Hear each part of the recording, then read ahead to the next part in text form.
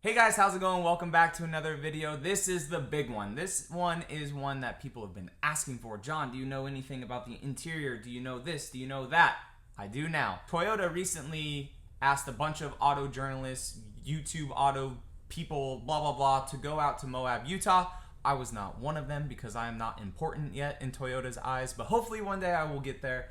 But they had them go out to review the 2020 models. They had some 19s to compare them to, and then the 2020 TRD Pros they had out there in Moab, Utah. There was an army green Toyota Tacoma, and the 2020 4Runner that they were using was a white one. So we haven't seen army green yet in the 4Runner. So I came across this video from a guy on Instagram. He DM'd it to me, but also on YouTube. So TFL Car is where I got some of these pictures and information from dissecting their video. I will leave a link to their full video of the 2020 review in the description. But he goes over the outside of it, talking about the Fox shots, the skid plate, the rack, stuff that we already know about the 4Runner. But then things got different, obviously, when we came to the inside of the 4Runner. But he kind of missed some things. Maybe there's embargoes of things that they could say and couldn't say. However, from dissecting the video and pausing it at certain spots, I did see some different things. So let's get into that right now. So when he opens up the door getting into the 4Runner, I noticed on the left side, since this 4Runner does have all the Toyota safety sense and all that stuff now, and I noticed that there's an auto lights switch. So this is part of the safety sense, so the lights will be on, like if you have your brights on and you have that button on, so if you have your brights on and a car is coming, the 4Runner will automatically shut the brights off and just have your low beam lights going, which is very, very cool.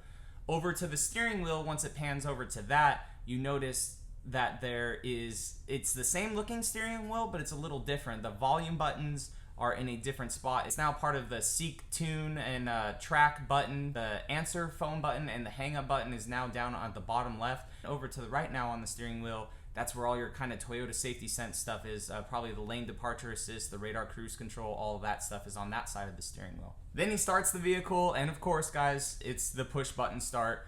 So that means a whole new key fob for the 4Runner, push button start. This is in the higher trims of 4Runner, so I'm not sure if a base SR5 is gonna get that, but we do see the push button start. Kind of indifferent about that, I don't really care, but some people, that's a deal breaker for them.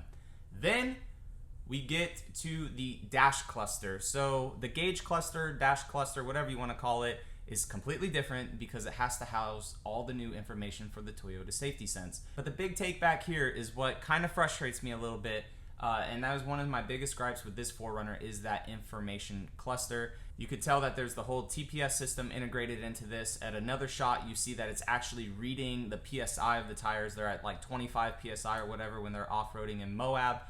The fact that it has that is awesome because all these 19 and down 4Runners, it just shows up a little, hey, your tire's low.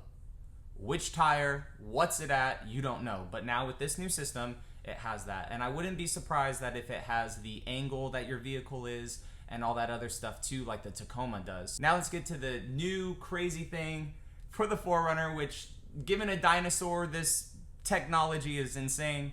But we have the 8-inch new infotainment center with the Apple CarPlay, with Android Auto, and Amazon Alexa. I'm pretty sure it is part of that. Kind of looks like the Toyota Tundras, if I'm not gonna lie. Your knobs are a little smaller. He does show here the Apple CarPlay and whatnot as well, so it was very fast in the video how it transitioned to the Apple CarPlay. A very fluid screen it looks like, but the screen is huge. But if you look at the bezels and everything, guys, it is the same exact bezels as the 4Runner 19 and down. So we'll see if it can be retrofitted. Nothing yet from Toyota. If you could just take it out, plug and play, pay Toyota like $9,000, however much they're gonna charge for it, and put it into your older vehicles. But one thing that was definitely not mentioned in the video and that I noticed, and if it's just the prototype, it's just the prototype that it's in, but I highly doubt it, is down below that infotainment center. And that is dual climate control and auto climate control as well, which was only available in the limiteds before, and now it's on the TRD Pro. Guys, the TRD Pro is finally getting to that point where it is worthy of their freaking asking prices, because before it was basically just a TRD off-road premium with a cool color, and you didn't even get some of the amenities that a TRD off-road premium had, like the moonroof and the blinkers in the mirrors. But now I don't know who at Toyota is like, hey, let's just do this, but the Pro is finally getting everything that it should have had in the first place in 2015. So dual climate control is huge because that wasn't mentioned anything like that in the Chicago Auto Show for the TRD Pros. You have the bigger screen, which we will see if it's retrofitted. It looks very, very cool. The Apple CarPlay looked very fast, very fluid. That 8-inch screen definitely belongs in the 4Runner because it had a huge center stack in the first place, but that 8-inch screen and everything in there just fills it up very, very nicely. The push button start is cool. I could care less about that, but it's cool that it has it. And that new center gauge cluster is amazing. A ton of information is going to go into there, and you best believe that when these get to the dealership floors, I will have even more reviews for you guys for that. They did say in the video that Toyota is expecting like early September, late August, which is typical because that's when all these ones roll out anyways.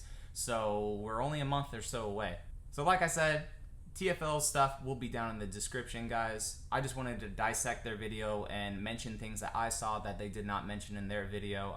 Like I said, they probably weren't able to because of an embargo, but I'm not under an embargo by Toyota because I'm sitting in my garage and not in Utah. If you guys like this video, go ahead and give it a thumbs up. If you are new around here, please feel free to subscribe, and I will catch you all in the next one. All right, see you later.